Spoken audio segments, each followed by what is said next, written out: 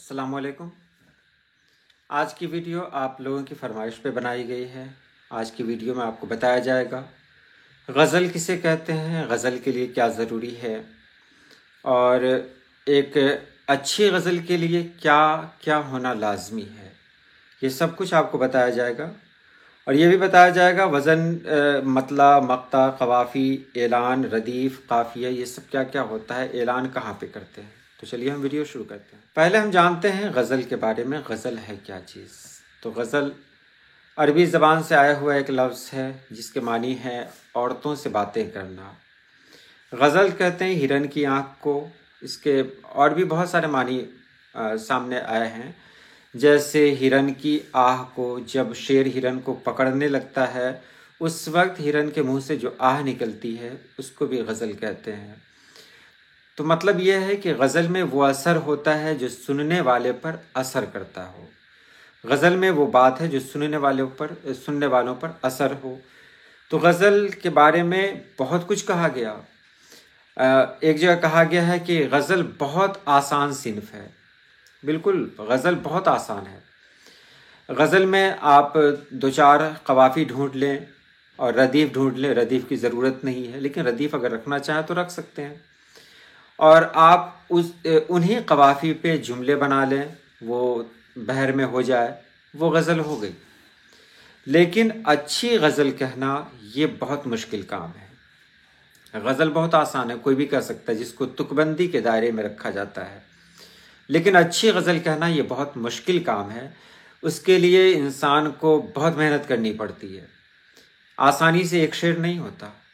कभी कभी ऐसा होता है कि इंसान महीनों इंतज़ार करता रहता है किसी एक मिसरे का, और वो मिसरा उसको नहीं मिलता है। और कभी कभी ऐसा होता है कि एक के बाद एक नए नए मिसरे क्या अशार सामने आते रहते हैं और बहुत लिखा जाता है। तो ये गज़ल है। गज़ल में जो सबसे पहला शेर होता है उसको मतला कहते हैं। मतला गज़ल की पहचान है। मतला से ही ये ऐलान होता है कि आप उसमें काफिया क्या रख रहे हैं, आप उसमें रदीफ़ क्या रख रहे हैं।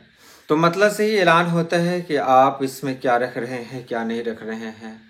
मतलब में जब आप काफिया का इंतखाब करते हैं तो उसमें हरफ रवी की पहचान ज़रूरी होती है। कौन सा लफ्ज़ आप लेते हैं और कौन से हर्फ को आप हरफ रवी बनाते हैं, ये मतलब के लिए शर्त है और इसी से ऐलान होता है। अब देखिए आगे क्या है। शेर कहना ये बहुत आसान है, लेकिन अच्छा शेर कहना ये बहुत मुश्किल है। तुकबंदी कोई भी कर सकता है, तुकबंदी के लिए कोई ये नहीं है, कोई कायदा नहीं है। बस 8-10 काफिया आप रखें, उस काफिया को निभा दें, तुकबंदी हो गई। अब गज़ल में वज़न की ज़रूरत पड़ती है, तो वज़न को जानने के लिए आपको बहर की पहचान ज़रूरी है। कौन सी बहर कहाँ पर इस्तेमाल होती है। लेकिन फिर मैं आपको बता दे रहा हूँ कि आप बहर के नाम के चक्कर में कभी ना पड़ें, क्योंकि अगर आप बहुत ज़्यादा गहराई में जाएंगे तो आपकी सारी तवज्जो इसी पर पड़ेगी, जिससे कलाम में वो गहराई नहीं आ पाएगी। बहुत सारे शुरा हैं जिनको नहीं पता है कि वो किस बहर में लिख रहे हैं, क्या अरकान हैं उनके मिसरे में कौन कौन से अरकान इस्तेमाल हुए हैं, ये सब उनको नहीं पता है। लेकिन फिर भी वो बहुत अच्छा लिख रहे हैं। तो मतला के बारे में आप जान लिया कि मतला में 2 मिसरे होते हैं और दोनों मिसरे हम काफिया होते हैं। गज़ल में कोई ज़रूरी नहीं कि आप रदीफ़ लाएं, लेकिन अगर रदीफ़ आप लाते हैं तो फिर उस रदीफ़ को निभाना बहुत ज़रूरी होता है। और रदीफ़ बहुत बड़ी चीज़ है, उसको निभाना बहुत मुश्किल है। काफिया के साथ रदीफ़ आप लाते हैं, जैसे हवा चल रही है, तो हवा को अगर आपने काफिया बना लिया, चल रही को रदीफ़ बना लिया, तो हवा चल रही है। अब दुआ चल रही है, खफा चल रही है, मिला चल रही है। इसको निभाना बहुत मुश्किल होता है। कभी कभी जब आप लिखते होंगे तो इस तरह का ख्याल आपको आता भी होगा। बहरहाल उसी को निभाना ये एक आर्ट है, ये एक फ़न है, और इसी से गज़ल में गहराई आती है, गज़ल की खूबसूरती इसी से है। मक्ता में शायर अपना नाम इस्तेमाल करता है, लेकिन अब बहुत सारी गज़लें ऐसी हैं, बहुत सारे शुरा ऐसे हैं जो गज़ल तो लिखते हैं लेकिन उसमें मक्ता का इस्तेमाल नहीं करते हैं। तो वो मक्ता कोई ज़रूरी नहीं है। मक़सद से आपकी पहचान होती है कि गज़ल आपकी अपनी है। अब मैं फिर एक बार आपको बता दूं कि मतला सबसे ज़्यादा अहम होता है, क्योंकि मतला में ही ऐलान होता है कि आपकी गज़ल किस बहर में है, क्या अरकान है, काफ़िया क्या है, रदीफ़ क्या है। अगर आपने मतला में जलाया और जलाया सुलाया ये काफ़िया रख लिया तो आपको लाया लाया का इस्तेमाल हर काफ़िया में ज़रूरी है। जलाया सुलाया मिलाया खिलाया वग़ैरह वग़ैरह इस तरह। अगर आपने काफ़िया में जलाया उठाया रख दिया तो फिर यहाँ पर आपको कुछ आज़ादी मिल जाती है। इसके बारे में तफसील से जानने के लिए आप हरफ़ रवी को एक बार देख लें, क्योंकि हरफ़ रवी की जानकारी बहुत ज़रूरी है। अगर आप हरफ़ रवी नहीं देखते हैं तो फिर शायरी में बहुत कमी रह जाती है और बड़े बड़े शोरा हैं वो उसमें गलती कर जाते हैं। अब देखिए, गज़ल का जो शेर होता है तो गज़ल के हर 2 मिसरे में एक मज़मून को बांधा जाता है। हर 2 मिसरे में, यानी एक शेर में एक मज़मून हो। अगर पहला मिसरा अलग हो, दूसरा मिसरा अलग हो, यानी पहले मिसरे में आपने कोई दूसरा मज़मून ले लिया और दूसरे मिसरे में दूसरा मज़मून ले लिया तो वो शेर दो लख्त कहलाता है। यानी 2 ख्यालात उसके अंदर आ गए हैं, जो शायरी में बहुत ही बड़ा ऐब है ये। तो शायर मतलब आपका शेर 2 लख्त ना हो, इसका ख्याल करना है। पहले मिसरे में जो बात कही गई हो दूसरे मिसरे में भी वही बात हो, यानी उसी बात वही राब्ता चलता रहे दोनों मिसरे में। अच्छा, कभी कभी ऐसा भी होता है कि आप जब लिखते हैं तो 2 मिसरों में आपकी बातें नहीं हो पाती हैं। आप जो कुछ कहना चाह रहे हैं वो 2 मिसरे में नहीं हो पाती है वो बात। तो उसके लिए क्या करना पड़ता है कि आपको गज़ल मुसलसल की तरफ जाना पड़ता है। यानी एक ऐसी गज़ल जिसमें ऊपर से लेकर नीचे तक जितने भी अशार हों उसमें एक ही बात कही गई हो, एक ही मौजू पेश किया गया हो, तो उसको कहते हैं गज़ल मुसलसल। यानी एक ही ख्याल को बार बार, मतलब एक ही ख्याल ऊपर से नीचे तक रहे। उसमें भी है कि कभी कभी ऐसा होता है कि बहुत सारे शोरा होते हैं जो 3 अशार तो लिखे, वो अलग अलग मौजू पर लिखे, लेकिन 2 शेर ऐसा हुआ, मतलब एक शेर उन्होंने लिखा जिसमें उन्होंने अपनी बातें नहीं कही, यानी अपनी बातें वो नहीं कह पाए, तो उसके लिए उन्हें दूसरे शेर का सहारा लेना पड़ा। तो वहाँ पर आपको दूसरे शेर के नीचे काफ का निशान देना होता है, मतलब होता है कता। यानी पहले शेर में बात मुकम्मल नहीं हुई है तो दूसरे शेर में बात मुकम्मल की जा रही है, तो कता लिखते हैं लोग। तो कता भी वही है, कभी कभी 3 शेर का भी कता होता है, 3 अशार का भी, कभी कभी 2 का भी होता है। अब उसमें देखेंगे गज़ल की जो फ़ज़ा होती है वो कैसी होती है। गज़ल का हर शेर अलग अलग मौजू में होता है, अलग अलग मौजू लिए होता है, लेकिन आपको एक बात का ख्याल रखना है कि उसकी फ़ज़ा मतलब ऐसी रहे कि जिसमें यकसानियत हो, यानी बराबरी हो। आप एक शेर में खुशी की बात कह रहे हैं, दूसरे शेर में गम की बात कह रहे हैं, तीसरे में जुदाई है, चौथे में विसाल है, 5वें में माँ का नाम है, 6ठे में उस शेर को नज़र कर दिया बेटी के, तो ये गज़ल नहीं कहलाएगी। गज़ल में अलग अलग मौजू तो हो लेकिन उसमें ज़िद ना पाई जाए। ऐसा नहीं कि पहले शेर में कुछ और कह रहे हैं, दूसरे शेर में कुछ और कह रहे हैं, इससे शेर पढ़ने में बहुत बुरा लगता है, अच्छा नहीं लगता है। तो वो ज़रूरी है कि आप इस बात का ख्याल रखें। अब एक और चीज़ है कि जब कोई शायर शेर कहता है तो उसमें बहुत सारी चीज़ों का ख्याल रखना पड़ता है। वो कौन सा लफ्ज़ इस्तेमाल कर रहा है, कहाँ इस्तेमाल कर रहा है। ऐसा तो नहीं है कि हम ऐसे मतरूक अल्फाज को इस्तेमाल कर रहे हों जो आजकल राइज नहीं है। मतरूक कह दिया तो तर्क कर दिया गया उसको। तो ऐसे अल्फाज से बचना चाहिए, यानी ऐसे अल्फाज बिल्कुल इस्तेमाल न करें। वो अल्फाज इस्तेमाल करें जो मेयारी हों और आम बोलचाल में हों। इस बात का ख्याल रखना ज़रूरी है। और एक और बात यह है कि आपको ध्यान देना है कि उसमें भर्ती का कोई शेर ना हो। भर्ती के शेर का मतलब ये होता है कि आप सिर्फ काफिया को देखा और काफिया पे आपने मजमून बांध दिया।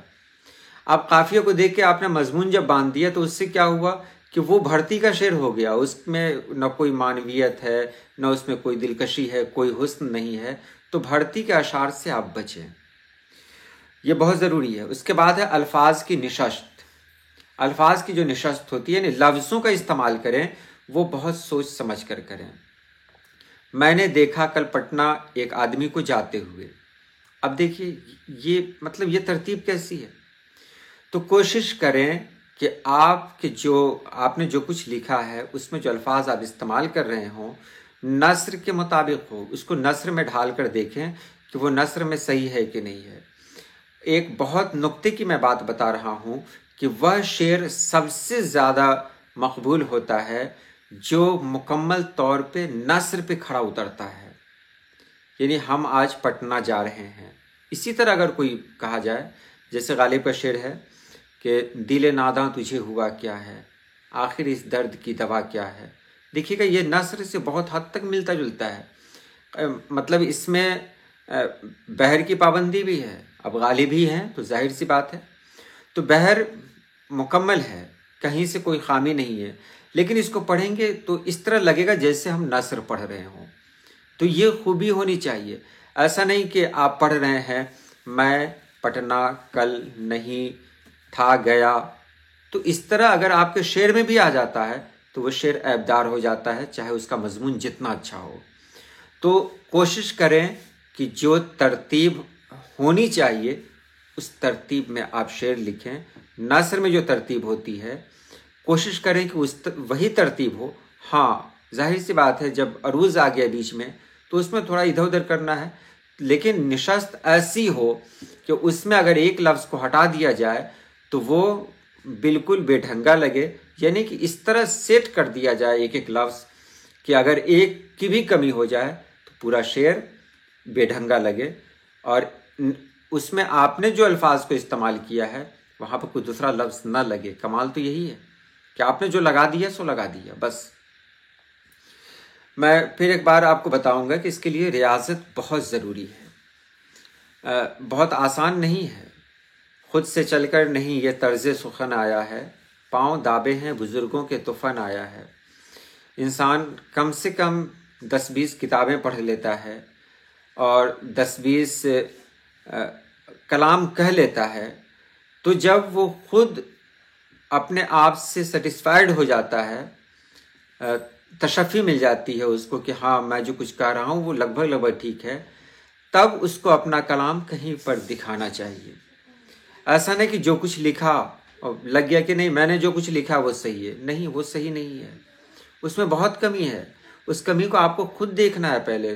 दुनिया इसके पीछे नहीं है, कोई किसी के पास इतना टाइम नहीं है कि वो आपको वक्त दे। तो यहाँ पर रियाजत बहुत ज़रूरी है, और इसके लिए आप जो कुछ लिख रहे हैं वो अपने साथियों को सुनाएं। सोशल मीडिया पर आप पोस्ट कर सकते हैं, लेकिन जाहिर सी बात है वहाँ जो कमेंट मिलेंगे वो आपके मुताबिक ही मिलेंगे। यानी आपके दोस्त जब कमेंट करेंगे तो ऐसा कमेंट बिल्कुल नहीं करेंगे जो आपको बुरा लगे। इसलिए वहाँ जो आप पर कमेंट हो रहा है, जो तबसरे हो रहे हैं आपके कलाम पर, ये मेयारी तबसरा नहीं है। इसको जहन पे नहीं लेना है, क्योंकि वहाँ पढ़ने वाले कैसे हैं, उन लोगों का मेयार कैसा है, तो वो लोग तो किसी को भी दाद दे देते हैं। तो कुछ ऐसे दोस्त रखें जिनको आप कलाम सुनाएं तो वो मतलब ईमानदारी के साथ आपको मशवरा दे सकें, या किसी ऐसे ग्रुप में जाएं, व्हाट्सएप ग्रुप में, शायरी के ग्रुप में जाएं जहां आप कोई कलाम कहें तो उस कलाम पे ईमानदारी के साथ तबसरा हो सके। ये सब जो बातें कही जा रही हैं ये सब आपके लिए बहुत अहम है, ख़ास तौर से जो नए लिखने वाले हैं उनके लिए। एक और बात है, मैं अगली वीडियो में मैं आपको बताऊंगा कि जब कोई नया आदमी, जब कोई नया शायर कलाम लिखता है, मुशायरे में जाता है, तो उसे कौन कौन सी परेशानियों का सामना करना पड़ता है, ये मैं आगे बताऊंगा। लेकिन मैं अभी बता दूं कि बहुत सारे शोरा हैं, सभी शोरा को उस्ताद नहीं कहा जा सकता है। बड़े शायर हो सकते हैं लेकिन वो उस्ताद नहीं हो सकते हैं। उस्ताद के मर्तबे तक पहुंचने के लिए बहुत बड़ी कुर्बानी की ज़रूरत होती है, और वहाँ बहुत कम लोग ही पहुँचे हैं। ऐसा नहीं, पुराने ज़माने के भी बहुत सारे शोरा हैं जो उस्ताद के मर्तबे पर नहीं पहुँचे हैं। तो ये आपको समझना है कि आप जो कुछ लिख रहे हैं उसकी मिसाल आप कहाँ से देंगे।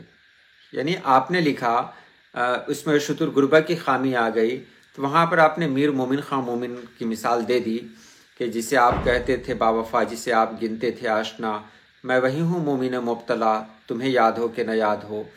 तो वहाँ पर ये मिसाल नहीं दे सकते हैं। तो आप समझें, शोरा को भी समझें, किस शोरा की पैरवी करनी है हमको किस शोरा का रास्ता अपनाना है, किन शोरा का रास्ता अपनाना है, ये सब हम लोग को जानना ज़रूरी है।